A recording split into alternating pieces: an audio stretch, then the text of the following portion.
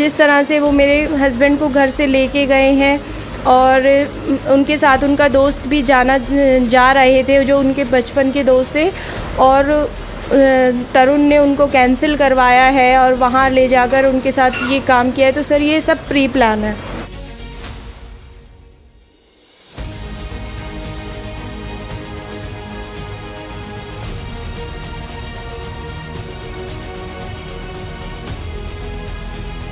कहीं ना कहीं आपको ये अंदेशा है कि उनको डुबाया गया है जानबूझकर? सर मुझे अंदेशा नहीं है, मुझे पूरा यकीन है कि उनको डुबाया ही गया है।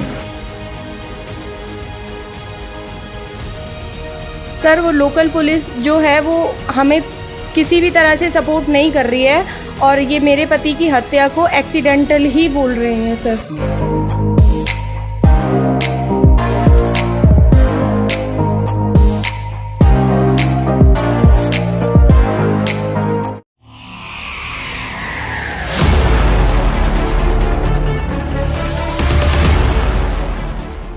नमस्कार, मैं आयुष शर्मा और आप देख रहे हैं स्वराज मीडिया नेटवर्क। एक बहुत ही बड़ी खबर राजधानी दिल्ली से सामने आ रही है, जिसमें एक परिवार के द्वारा दिल्ली पुलिस पर बहुत ही गंभीर आरोप लगाए जा रहे हैं।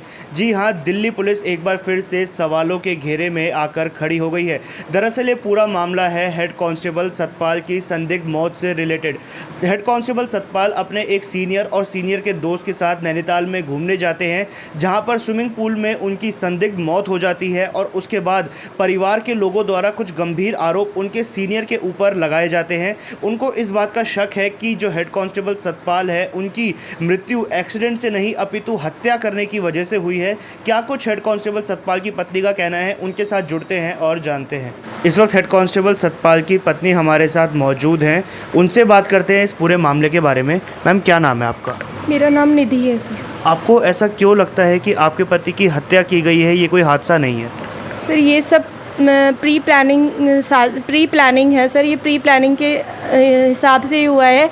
जिस तरह से वो मेरे हस्बैंड को घर से लेके गए हैं और उनके साथ उनका दोस्त भी जा रहे थे, जो उनके बचपन के दोस्त थे, और तरुण ने उनको कैंसिल करवाया है और वहाँ ले जाकर उनके साथ ये काम किया है। तो सर ये सब प्री प्लान है सर। जिस स्विमिंग पूल में वो बता रहे हैं सर, उसकी हाइट 3.5 से 4 फुट है सर, और मेरे हस्बैंड की हाइट 6 फुट के लगभग है सर। और मेरे हस्बैंड को स्विमिंग भी अच्छी तरह से आती है। पिछले काफ़ी सालों में वो हम घूमने भी गए हैं, पिछली और वीडियोस भी हैं स्विमिंग की, तो सर उनको बहुत अच्छी तरह से स्विमिंग आती है। तो कहीं ना कहीं आपको ये अंदेशा है कि उनको डुबाया गया है जानबूझकर? सर मुझे अंदेशा नहीं है, मुझे पूरा यकीन है कि उनको डुबाया ही गया है। क्या कोई कहासुनी, कोई आपसी मनमुटाव रहा था इनके बीच में कभी? सर इन लोगों का काफ़ी टाइम से बीच में चलता रहता था, कहासुनी हो जाती थी बीच में। फिर जैसे जैसे साथ में काम कर रहे थे ये पिछले कुछ सालों से, तो सर आपसी मनमुटाव काफ़ी चलता रहता था सर। जैसे घर पे आते तो फ़ोन पे आते रहते थे उसके फ़ोन, तो सर जैसे इनका फ़ोन कटता था ना, तो इनका बिहेवियर चेंज हो जाता था। मतलब एक घबराहट टाइप। तो मैंने काफ़ी बार पूछने की भी कोशिश की है, पर उन्होंने टाल मटोल करके हर बार टाल दी है बात को। मतलब कुछ ऐसा था जो शायद परिवार को नहीं बता सकते थे? हाँ जी सर।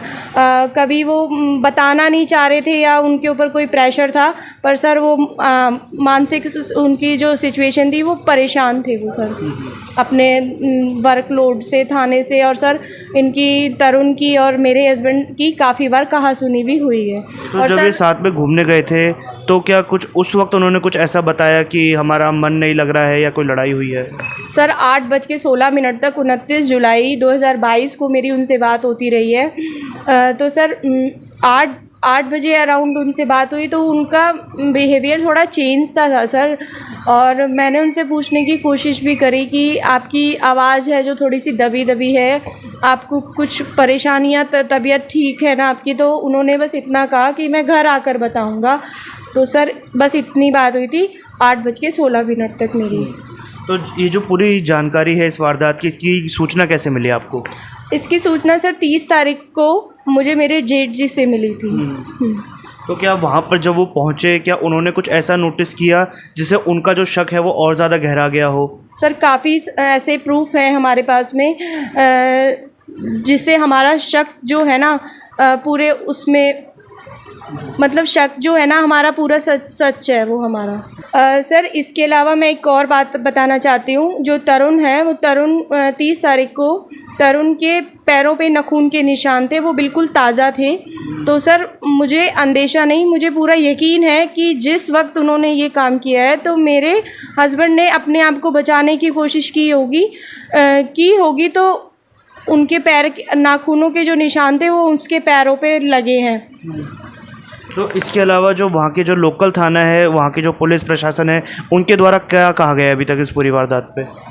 सर उत्तराखंड सरकार हम लोगों को सपोर्ट नहीं कर रही है और अभी कार्रवाई चल रही है सर। तो अभी तक क्या इसमें हत्या का एंगल भी डालने की कोशिश की है कि जो वहाँ की लोकल पुलिस है उसे एक दुर्घटना ही मान रही है? सर वो लोकल पुलिस जो है वो हमें किसी भी तरह से सपोर्ट नहीं कर रही है और ये मेरे पति की हत्या को एक्सीडेंटल ही बोल रहे हैं सर। सर मेरे 2 मासूम बच्चे हैं, छोटे बेटा मेरा 5 साल का है, बेटी मेरी 3.5 साल की है। सर हमारा तो सब कुछ चला गया और उत्तराखंड सरकार इसे एक्सीडेंटल बता रही है। सर कोई निष्पक्ष जांच नहीं कर रही है इस केस में, किसी तरह की कोई जांच अच्छी तरह से नहीं चल रही है सर। जो उनके 2 दोस्त साथ गए थे, उनके जिनका एक का आपने नाम बताया तरुण, जो पुलिस महकमे में है, उनकी तरफ से क्या बात बताई गई आपको? सर उनकी तरफ से मुझे कुछ नहीं बताया गया। एक तरुण गए थे और एक तरुण के दोस्त गया था, मनीष यादव। सर वो मेरे हस्बैंड का कोई दोस्त नहीं था। इनका जो भी लिंक था थाने के थ्रू वो तरुण से था। और सर जो ये तरुण का जो स्वभाव है ना वो बहुत झगड़ालू टाइप का है, क्योंकि हम लास्ट मंथ घूमने गए थे, हम लोग 5 फैमिली गए थे।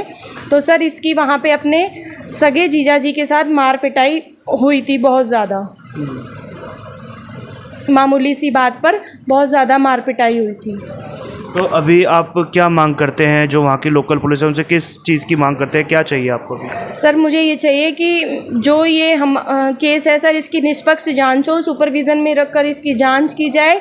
अगर ना वो हो, हमें उनसे संतुष्टि नहीं है, हमारा केस सीबीआई को ट्रांसफ़र किया जाए।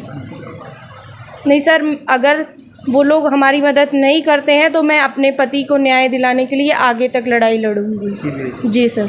हेड कांस्टेबल सतपाल की पत्नी की आपने बात सुनी, उन्होंने कई चीज़ें हमें बताई जिससे उनका जो शक है वो और ज़्यादा गहरा चुका है उनके पति की मौत को लेकर, कि किस प्रकार से जो उनका सीनियर उनके साथ था उसके पैर पर नाखून के निशान थे, किसी ने उन्हें बचाने की कोशिश नहीं की और आखिर 3 से 4 फुट गहरे स्विमिंग पूल में एक 6 फुट का दिल्ली पुलिस का हेड कांस्टेबल कैसे डूब सकता है, जिनको बहुत ही अच्छे से तैरना भी आता था, वो अच्छे तैराक थे, उसके बाद भी महज 4 फुट की गहराई में उनकी संदिग्ध मृत्यु हो जाती है, जिसको लेकर जो वहाँ की लोकल पुलिस है वो भी सवालों के घेरे में आकर खड़ी हो गई है। परिवार के लोगों ने यह आरोप लगाया है कि सही तरीके से अगर जांच की जाए तो उनका जो शक है वो यकीन में भी बदल सकता है कि उनकी जो संदिग्ध मौत हुई है वो महज डूबने की वजह से नहीं हुई, उनकी हत्या की गई है और उसको बाद में एक एक्सीडेंट का रूप देने की भी कोशिश की गई है। यहाँ पर परिवार ने एक मांग और की है कि अगर लोकल थाना उनको सपोर्ट नहीं करता है तो इस मामले में जल्द से जल्द सीबीआई जांच करवाई जाए, क्योंकि दिल्ली पुलिस के एक हेड कांस्टेबल की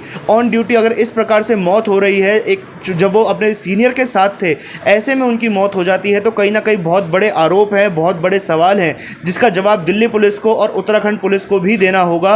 अब परिवार के लोगों ने सीबीआई जांच की मांग कर दी है। साथ ही मैं आप लोगों से एक मांग करता हूं कि इस वीडियो को तमाम सोशल मीडिया प्लेटफॉर्म्स पर शेयर करके उत्तराखंड सरकार के मुख्यमंत्री को और उत्तराखंड पुलिस को भी टैग करें, ताकि उनके संज्ञान में ये पूरा मामला आए और वो पीड़ित पत्नी जिनके पति की इस प्रकार से मृत्यु हो गई है उनको जल्द से जल्द इंसाफ मिल सके। कैमरा पर्सन रूपाली के साथ मैं आयुष शर्मा और आप देख रहे थे स्वराज मीडिया नेटवर्क।